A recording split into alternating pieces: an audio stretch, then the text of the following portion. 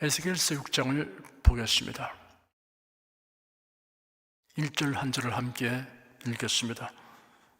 여호와의 말씀이 내게 임하여 가라사대. 여호와의 말씀이 내게 임하여라는 표현이 에스겔서에 50여 회 정도로 사용되었습니다. 에스겔 선지자의 예언뿐 아니라 성경에 기록된 예언자들과 사도들의 글은 그 출처가 여호와 하나님입니다. 여러분이 성경 관원을 표명할 경우 다음의 두 구절을 말하도록 하십시오. 가급적 외워두십시오. 예언은 언제든지 사람의 뜻으로 낸 것이 아니요 오직 성령의 감동하심을 입은 사람들이 하나님께 받아 말하는 것입니다. 모든 성경은 하나님의 감동으로 된 것으로 교훈과 책망과 바르게 함과 의로 교육하기에 유익하니 이런 하나님의 사람으로 온전케 하며 모든 선한 일을 하기에 온전케 하려 함이니라.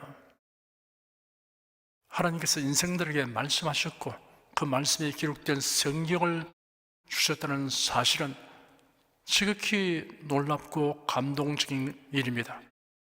성경은 하나님이 나에게 주신 말씀이다 라는 사실의 의미를 깨닫는 깊이에 비례하여 기쁨, 평안, 담대함을 갖게 되고 적극적이고 긍정적이 됩니다. 2절에서 5절까지 함께 읽겠습니다. 인자야 너는 이스라엘 산을 향하여 그들에게 예언하여 이르기를 이스라엘 산들아 주 여호와의 말씀을 들으라.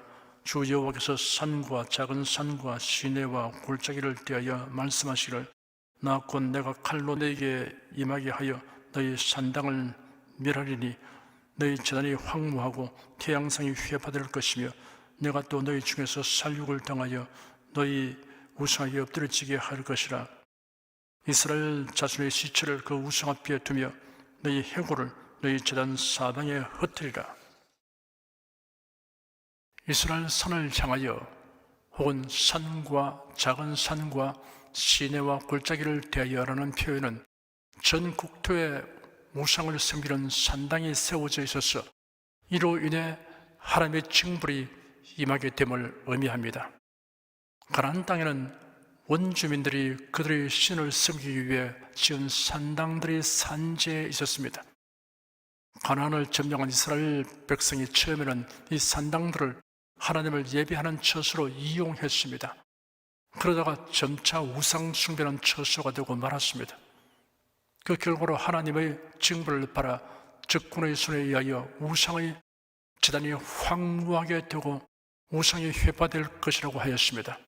백성들이 우상 앞에 엎드려지게 되고 그 해골이 우상의 제단 사방에 흩어지게 될 것이라고 하였습니다. 어떤 교단에 속한 신학대학은 신입생 오리엔테이션을 절간에서 하며 템플스테이에 참여하여 예불에 참석하고 108배 참선 등을 한다는 내용의 기사가 언론에 자세하게 게재되어 있는 것을 보았습니다. 이런 교육 과정을 통해 목회자가 된 목사가 과연 성경대로의 신앙을 가지고 목회를 할 수 있겠습니까? 목회는 사명 수행이며 사명은 하나님께서 부르시고 명하신 것입니다. 사명자는 하나님의 뜻에 부합되게 행해야 합니다. 빛과 어둠이 어찌 사귀며 그리스도와 벨렬이 어찌 조화되며 믿는 자와 믿지 않는 자가 어찌 상관하며 하나님의 성전과 우상이 어찌 일치가 되리요. 우리는 살아계신 하나님의 성전이라. 이와 같이 하나님께서 가라사대 내가 저희 가운데 거하며 두루 행하여 나는 저희 하나님이 되고 저희는 나의 백성이 되리라 하시느니라. 그러므로 주께서 말씀하시기를 너희는 저희 중에서 나와서 따로 있고 부정한 것을 만지지 말라. 내가 너희를 영접하여 너희에게 아버지가 되고 너희는 내게 자녀가 되리라. 전능하신 주의 말씀이니라 하시느니라. 이 말씀에 하나님의 뜻이 계시되어 있습니다. 6절, 7절 두 절을 함께 읽겠습니다.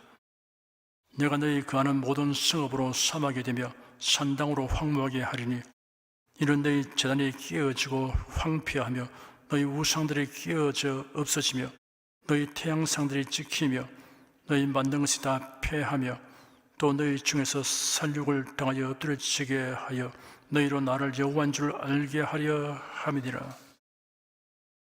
하나님의 징벌로 성읍은 사망이 되고 산당은 황무하게 되며 우상의 제단과 우상은 황폐하게 될 것이라고 하였습니다. 많은 사람들이 살육을 당하게 될 것이라고 하였습니다. 그러나 불행 중 다행으로 살아남은 자들이 죄를 깨닫고 하나님께로 돌아오게 될 것이라고 하였습니다. 회개는 빠를수록 좋습니다. 매를 맞고서야 회개하는 것은 미련하지만 그래도 하나님의 긍휼을 입을 수 있으면 천만 다행입니다. 8절 한 절을 함께 읽겠습니다. 그러나 너희가 열방에 흩어질 때 내가 너희 중에서 칼을 피하여 이방 중에 남아있는 자가 있게 할지라. 하나님은 진노하시고 심판하시는 중에도 자비를 베풀어 남아있는 자가 있게 하십니다. 남은 자에게 무슨 자격과 공로가 있는 것이 아닙니다. 이 역시 전적으로 하나님의 은혜일 뿐입니다. 그리스도인들은 모두 남은 자에 해당됩니다.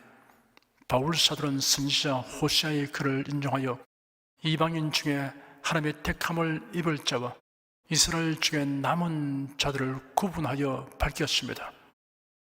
호시아 그래도 이르기를 내가 내 백성 아닌 자를 내 백성이라 사랑치 아니한 자를 사랑한 자라 부르리라.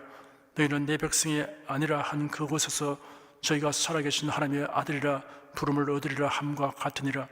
또 이사야가 이스라엘에 관하여 외치되 이스라엘 뭇자손의 수가 비록 바다의 모래 같을지라도 남은 저만 구원을 얻으리니 주께서 땅 위에서 그 말씀을 이루사 필하시고 끝내시리라 하시느니라.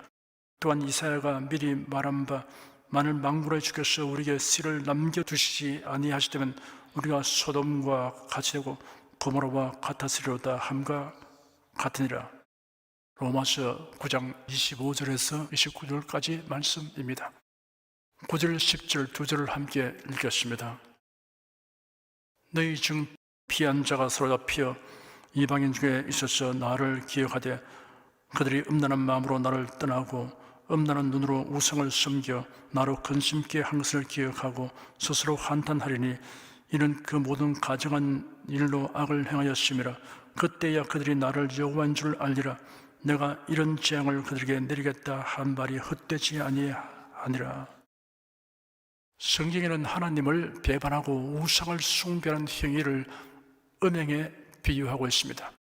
하나님께서 친히 돌판에 새겨주신 십계명은 하나님과의 관계에 대한 것과 인간관계에 관한 것이 있습니다. 제1계명부터 제4계명까지는 하나님과의 관계에 대한 계명입니다. 첫째는 너는 나 외에는 다른 신들을 내게 있게 말지니라 입니다. 둘째는 너를 위하여 새긴 우상을 만들지 말고 또 위로 하늘에 있는 것이나 아래로 땅에 있는 것이나 땅 아래 물속에 있는 것이 아무 형상인지 만들지 말며 그것들에게 절하지 말며 그것들을 섬기지 말라입니다. 가톨릭 교회는 이 둘째 계명을 삭제해버렸습니다. 그리고 숫자를 맞추기 위해 10째 계명을 둘로 나누었습니다. 마리아 숭배를 타당화하려고 하는 것입니다. 우상을 섬기지 말라는 둘째 계명에는 나 여호와 너희 하나님은 질투하는 하나님인즉 나를 미워하는 자의 죄를 갚되 아비로부터 아들에게로 3, 4대까지 이르게 하거니와라는 말씀이 덧붙여 있습니다. 신명기 4장 24절에는 내 하나님 여호와는 소멸하는 불이시요 질투하는 하나님이시니라 라고 기록되었습니다. 이스라엘 자손들이 광야 생활을 할 때 이런 사건이 있었습니다. 모압 나라의 왕 발락은 이스라엘 자신들로부터 그들의 경내를 통과하도록 허락해 달라는 요청을 받고 이를 거절하였습니다. 발락 왕은 이스라엘 자손들을 두려워하여 고심하던 중에 발람 선지자를 불러 이스라엘을 저주하는 의식을 가지려고 계획하였습니다. 그리하여 사절단을 보내어 요청하였으나 발람이 거절함으로 신분과 지위가 더 높은 사람들을 보내어 큰 보상을 약속하며 요청하였습니다. 그 보상의 마음이 흔들린 발람 선지자가 이스라엘을 저주하려고 길을 나섰다가 천사의 칼에 죽을 뻔한 위기를 만났습니다.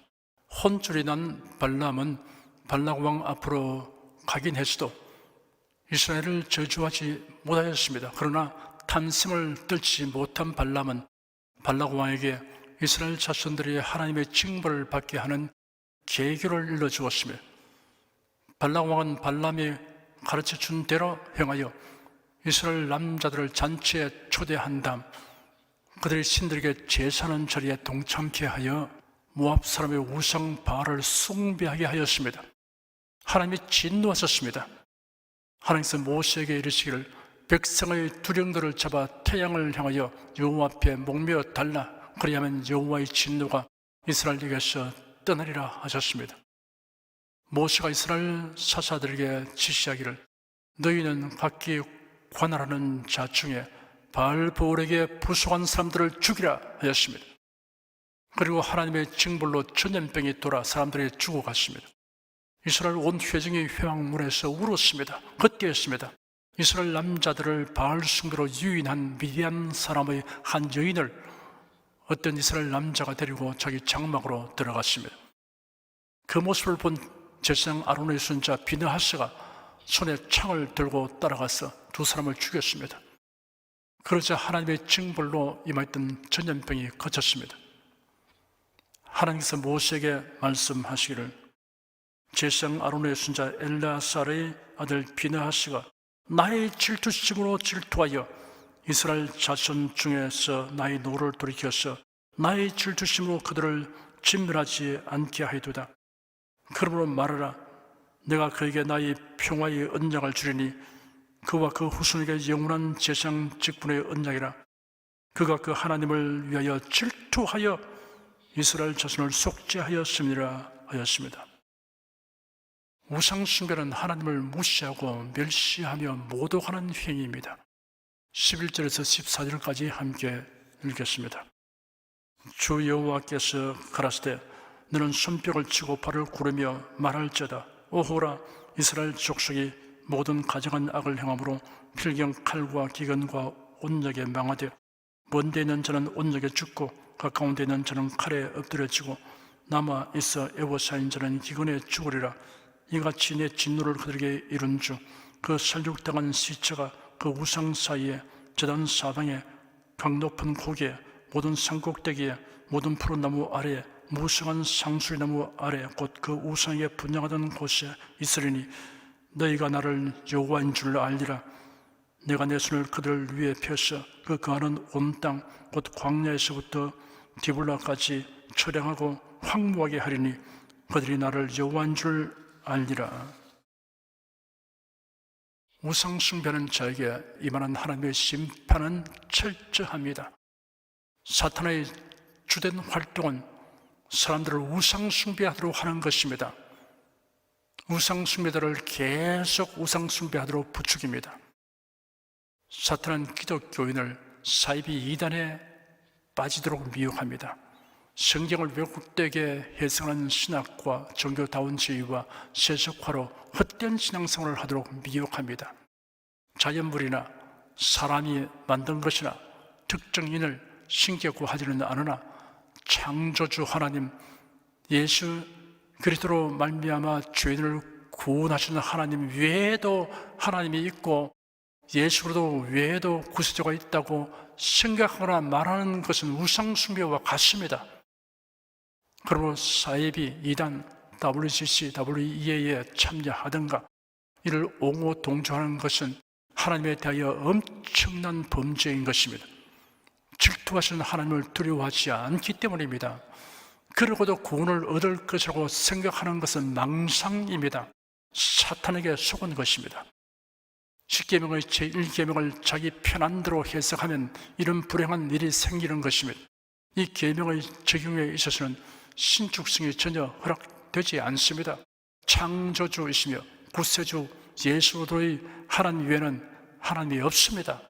구원의 길이 없습니다.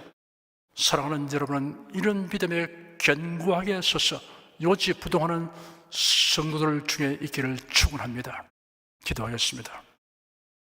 하나님께서 인생들에게 말씀하셨고 그 말씀이 기록된 성경을 주셨다는 사실이 의미하는 바를 날이 갈수록 더 깊이 깨달아 알게 되므로 기쁨과 감격이 날로 더하게 하여 주시니 감사합니다. 이스라엘 자신들이 겪게 된 비극은 너는 나 외에는 다른 신들을 내게 있게 말지니라 라는 십계명의 제1계명을 소홀히 여기고 불순종하는 죄를 범한 까닭인 것을 살펴보았습니다. 탐심과 교만으로 인하여 이 계명을 인본주의와 아전인수로 해석하고 적용한 결과로 선비로서의 특권과 복이 도리어 징벌과 화가 되게 한 이스라엘의 역사가 보여주는 교훈을 우리가 귀를 기울여 듣고 마음 깊이 새깁니다. 너는 나 외에는 다른 신들을 내게 있게 말지니라 라는 계명을 주신 하나님께 감사하며 이 계명을 지키는 것을 큰 특권과 영광으로 여기며 살겠습니다. 주 예수 그리스도의 이름으로 기도드립니다. 아멘.